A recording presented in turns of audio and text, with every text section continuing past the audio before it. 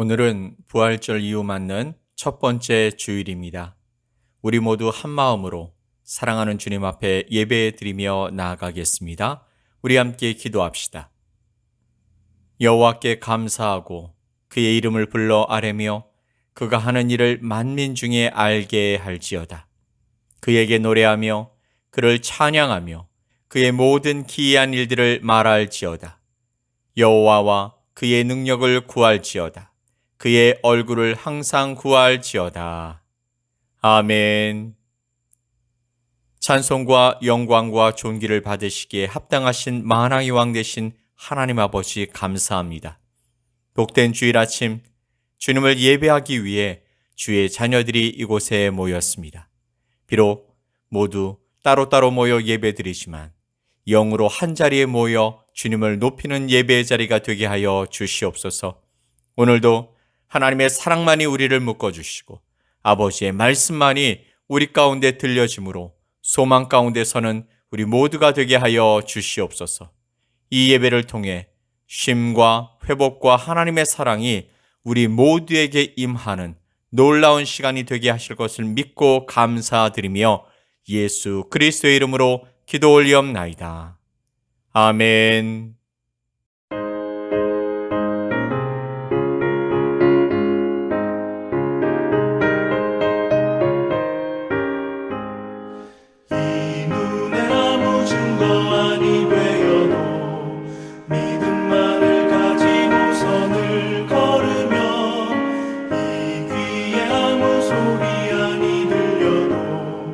하나님의 약속 위에 서리라.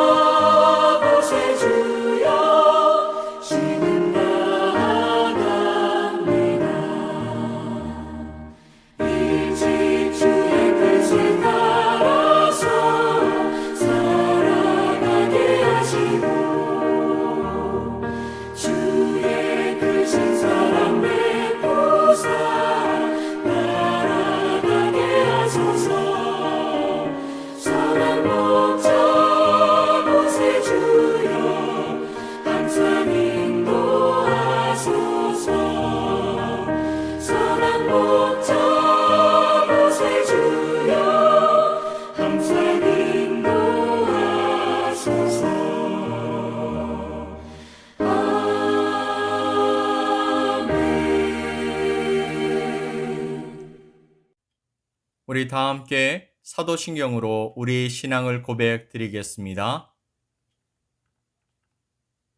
나는 전능하신 아버지 하나님, 천지의 창조주를 믿습니다. 나는 그의 유일하신 아들, 우리 주 예수 그리스도를 믿습니다.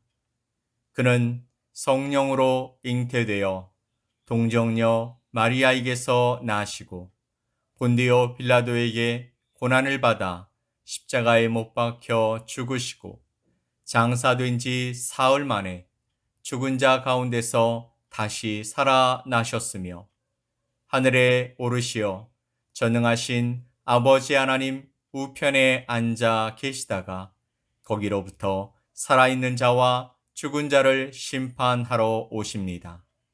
나는 성령을 믿으며 거룩한 공교회와 성도의 교제와 죄를 용서받는 것과 몸의 부활과 영생을 믿습니다.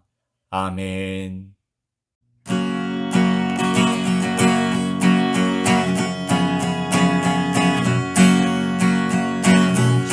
전능왕 오셔서 주 이름 찬송케 하옵소서. 영광과 권능의 성부여 오셔서 우리를 다스려 주옵소서. 항생한 성자여 오셔서 기도를 들으소서. 택하신 백성들 복 내려주시고 거룩한 마음을 주옵소서. 위로의 주 성령 오셔서 큰 증거 주옵소서. 전능한 주시여 각 사람 맘에서 떠나지 마시고 계십소서.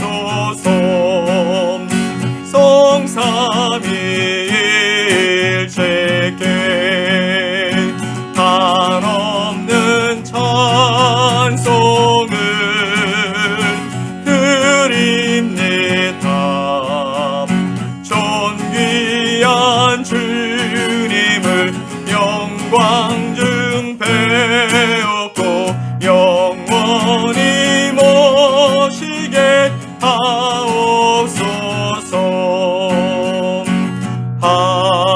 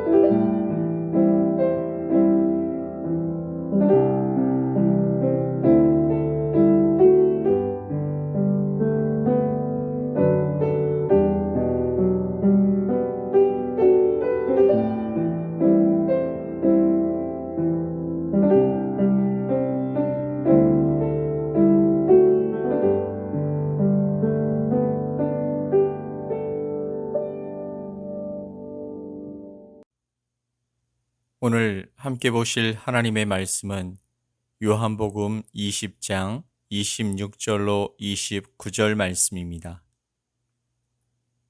요한복음 20장 26절로 29절 말씀을 우리 함께 보겠습니다.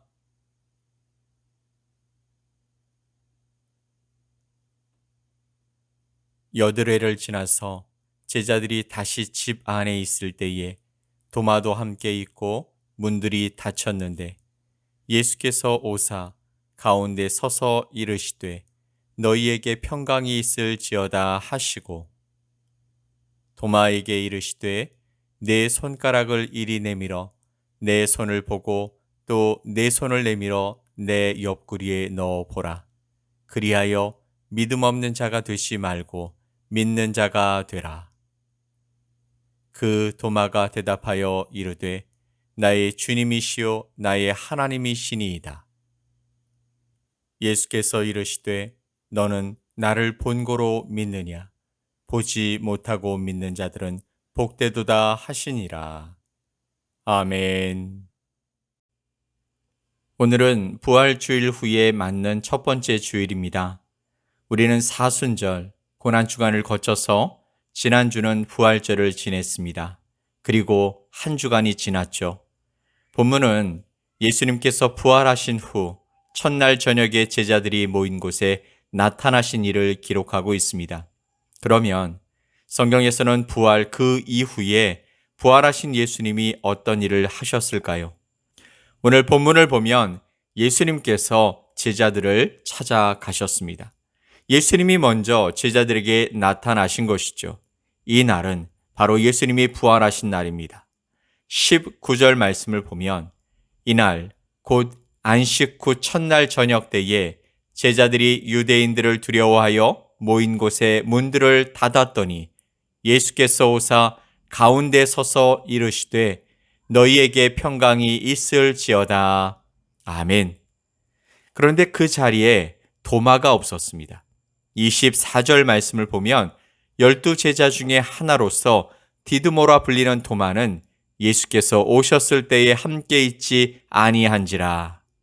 자, 그런데 도마는 어떤 사람이었을까요? 25절 말씀을 보면 다른 제자들이 그에게 이르되 우리가 주를 보았노라 하니 도마가 이르되 내가 그의 손에 못자국을 보며 내 손가락을 그 못자국에 넣으며 내 손을 그 옆구리에 넣어보지 않고는 믿지 아니하겠노라 하니라. 하필 이런 제자가 없을 때 예수님께서 제자들을 찾아오신 것입니다. 아무리 예수님께서 생전에 당신이 부활하실 것이란 말씀을 하셨어도 소용이 없었던 것이죠. 그는 봐야 믿겠다라고 말하고 있는 것입니다. 다른 제자들은 이미 예수님을 만나 뵈었기에 확실하게 예수님께서 살아나셨다고 말할 수 있었지만 거기 없어서 보지 못한 도마는 믿는다고 말할 수 없었던 것이 이상하지는 않은 것입니다. 우리들 중 어느 누구라도 그 현장에 있었다면 도마와 다르게 행동했을 것이라 자신 있게 말할 수 있는 사람은 얼마 없을 것이기 때문이죠. 사실 예수님께서 여러 번 말씀하셨어도 그렇다라는 것이죠. 사도 바울이 설교를 해도 그를 죽이려 하고 스데반이 설교를 해도 돌로 치려고 하고 우리는 이미 알고 있기 때문에 도마를 이렇게 평가하겠지만 솔직히 우리가 그 현장에서 같은 상황을 맞는다면 내가 바로 그 도마일지도 모른다라는 것입니다. 그런데 그런 의심 많은 도마를 예수님이 다시 찾아오십니다. 26절 말씀을 보면 여드레를 지나서 제자들이 다시 집안에 있을 때에 도마도 함께 있고 문들이 닫혔는데 예수께서 오사 가운데 서서 이르시되 너희에게 평강이 있을지어다 하시고 아멘. 8일이 지났다라고 말씀하시지만 이것은요 유대식 시간 계산 방식으로 당일을 포함하여 계산하는 것이었습니다. 그러니 8일이 지났다라는 말은 일주일이 지났다라는 것이죠. 즉 예수님께서 부활하셨던 주일로부터 한 주간이 지난 주일이었다라는 말입니다. 예수님께서 부활하신 후 갈릴리로 가서 제자들을 만나실 것을 약속하셨습니다. 그리고 또한 천사들을 통해서 이 사실이 재차 통보되었음에도 불구하고 제자들이 여전히 유대에 머물고 있었던 것은 그들의 믿음이 부족한 탓도 있었지만 도마를 기다리기 위함이었다라고도 짐작해 볼 수 있습니다. 그렇게 26절을 보면 이제는 도마를 포함한 모든 제자들이 모여 있었던 것이죠. 그리고 믿지 못하는 제자 도마에게 예수님이 말씀하셨습니다. 27절 말씀을 보면 도마에게 이르시되 내 손가락을 이리 내밀어 내 손을 보고 내 손을 내밀어 내 옆구리에 넣어보라. 그리하여 믿음 없는 자가 되지 말고 믿는 자가 되라. 아멘. 사실 부활을 믿지 않는 사람들이 얼마나 많은지 모릅니다. 예수님 당시에도 그랬습니다. 마태복음 28장 17절 말씀을 보면 11 제자가 갈릴리에 가서 예수께서 지시하신 산에 이르러 예수를 배웁고 경배하나 아직도 의심하는 사람들이 있더라. 부활의 이른 아침에 예수님의 무덤에 갔던 여인들이 빈 무덤에 대해서 예수님의 제자들에게 말했을 때 그들의 반응이 어땠습니까? 정신 나간 소리니 헛된 이야기라고 말하며 일축해 버리지 않았습니까? 예수님께서 의심 많은 도마를 찾아오셔서 말씀하셨습니다. 내 손과 내 옆구리를 만져봐라. 그리고 믿는 자가 되어라 라는 것이죠. 그런데 도마는요, 28절 말씀에서 이렇게 말합니다. 도마가 대답하여 이르되 나의 주님이시요 나의 하나님이시니이다 라고 고백하게 된 것이죠. 이 상황에서 예수님은 그곳에 있는 모든 제자들과 특별히 도마를 향해서 이렇게 말씀하십니다. 너는 나를 본고로 믿느냐? 보지 못하고 믿는 자들은 복되도다. 아멘. 사랑하는 성도 여러분, 신앙은 보고 믿는 것이 아니라 보지 않고 믿는 것입니다. 그래서 은사 중에 믿음의 은사가 있는 것이죠. 사실 보지 못하지만 사실인 것이 얼마나 많습니까? 또 보이지는 않지만 현존하는 것들이 얼마나 많습니까? 현미경으로 봐야 보이는 것, 망원경으로 봐야 보이는 것, 또 만져봐야 하는 것들, 들어봐야 하는 것들, 냄새를 맡아봐야 하는 것들. 우리가 본다라는 것은 절대적인 것이 아니라는 것이죠. 예수님은 말씀하십니다. 너는 나를 본고로 믿느냐? 보지 못하고 믿는 자들은 복되도다. 아멘. 부활 후에 주님은 말씀하십니다. 보지 못하고 믿는 자들은 복되도다. 오늘 부른 찬양 중에 이 눈에 아무 증거 아니 배워도 이 귀에 아무 소리 아니 들려도 믿음만을 가지고서 늘 걸으며 라고 고백한 것처럼 우리 모두 이 귀한 믿음을 가지고 예수님을 따라가는 귀한 하나님의 사람들이 될 수 있기를 예수 그리스도의 이름으로 간절히 축원드립니다. 아멘. 자, 예수님과 3년을 다니고 또 3년 동안 기적을 봤어도 또 예수님의 설교를 3년간 들었어도 믿지 못하는 제자들을 향해서 하시는 말씀은 보고 믿지 말고 보지 않고 믿으라 라고 말씀하시는 것입니다. 그리고 그런 사람이 복되다라고 말씀하셨습니다. 예수님은 이런 사람들에게 또 의심으로 찌든 우리들에게 한편으로는 믿으면서도 또 다른 한편으로는 의심하는 제자들에게 찾아오신 것입니다. 자, 두 번째로 찾아간 제자들이 있었습니다. 요한복음 21장 말씀을 보면 그 후에 예수께서 디베랴 호수에서 또 제자들에게 자기를 나타내셨으니 아멘. 디베랴 호수는 갈릴리 호수를 이야기하죠. 이 갈릴리 호수에 고기 잡으러 간 제자들을 찾아가셨던 것입니다. 예수님이 이미 말씀하셨던 것처럼 갈릴리에서 만나자고 하셨기 때문에 그곳에서 만나는 것은 예상된 수순입니다. 그런데 그들은 갈릴리에서 예수님을 기다리다가 고기를 잡으러 나갔습니다. 21장 3절 말씀에 시몬 베드로가 나는 물고기 잡으러 가노라 하니 그들이 우리도 함께 가겠다 하고 나가서 배에 올랐으나 그런데 그 밤에 아무것도 잡지 못했다라고 말씀하고 계십니다. 그런데요, 그런 제자들을 예수님이 찾아가셨습니다. 4절 말씀에 날이 새어갈 때에 예수께서 바닷가에 서셨으나 제자들이 예수이신 줄 알지 못하는지라. 새벽에 예수님이 찾아오셔서 바닷가에 서셨지만 예수님을 몰라 봅니다. 새벽이란 단어와 또 고기를 잡기 위해 배에 탄 제자들과 바닷가에 서신 예수님을 생각해 보면 이 상황이 이해가 됩니다. 물리적으로는 여러분 새벽이 어둡기 때문에 바닷가에 서신 예수님을 알아볼 수 없었다라는 의미를 포함하고 있습니다. 그리고 영적으로는요. 제자들의 상태가 어두운 새벽과 같은 존재로 이미 그들 앞에 서신 예수님을 알아보지 못하는 존재가 되어서 아무리 애쓰고 애써도 아무런 소득이 없다라는 것을 말씀해 주시는 것이었습니다.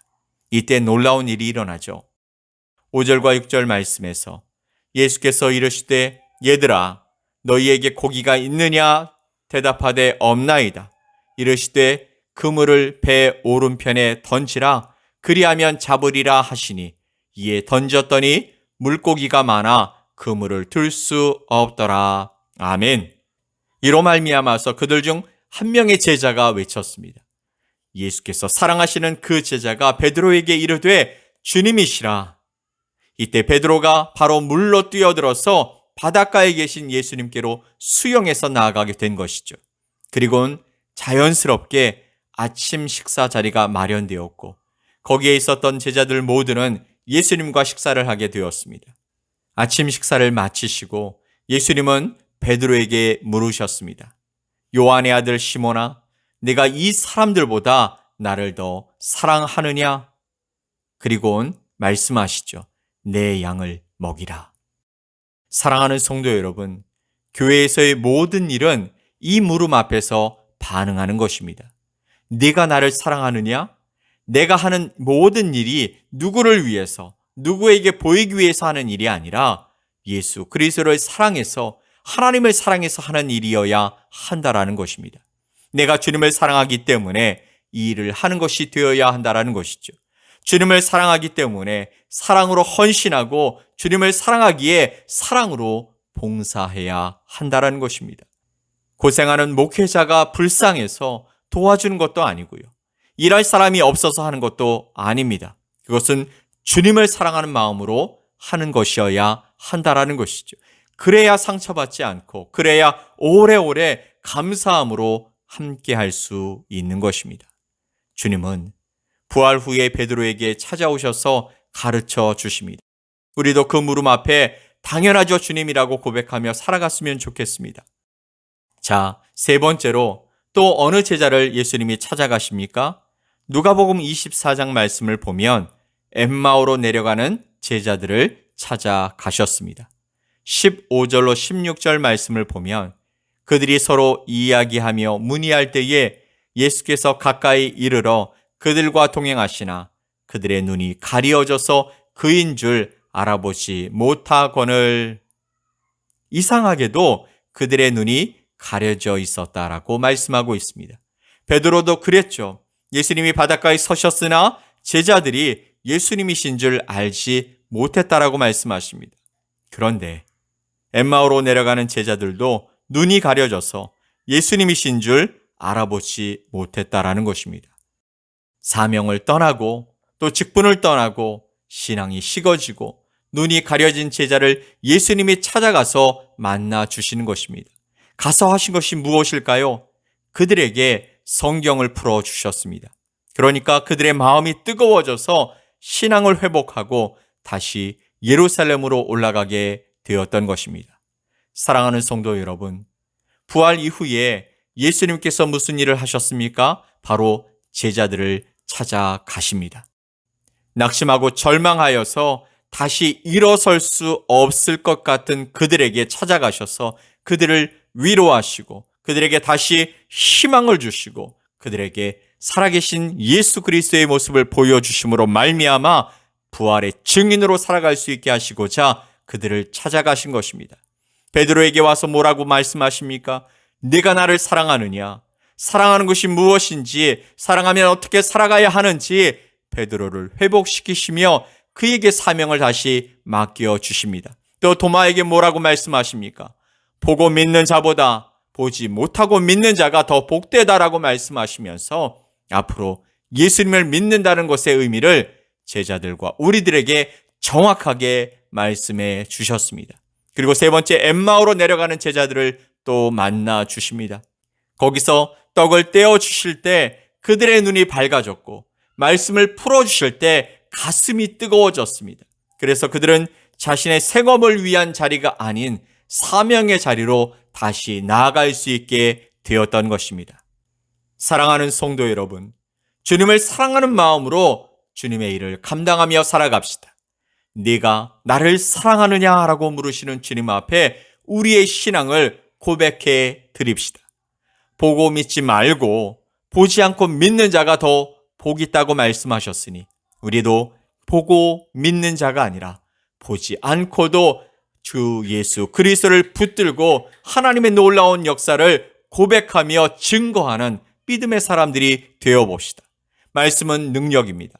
말씀을 듣고 기도하는 중에 신앙의 자리에서 내려가지 말고 사명의 자리, 주님이 맡기신 그 일을 위해 다시 올라가서 부활하신 주님을 증거하며 살아가는 저와 여러분 모두가 되시기를 예수 그리스도의 이름으로 간절히 축원드립니다. 아멘. 우리 함께 기도합시다. 부활의 소망을 안겨주시려 낙심하고 두려움 가운데 빠졌던 사랑하시던 제자들을 만나 다시 회복시켜주신 사랑의 예수님, 감사합니다.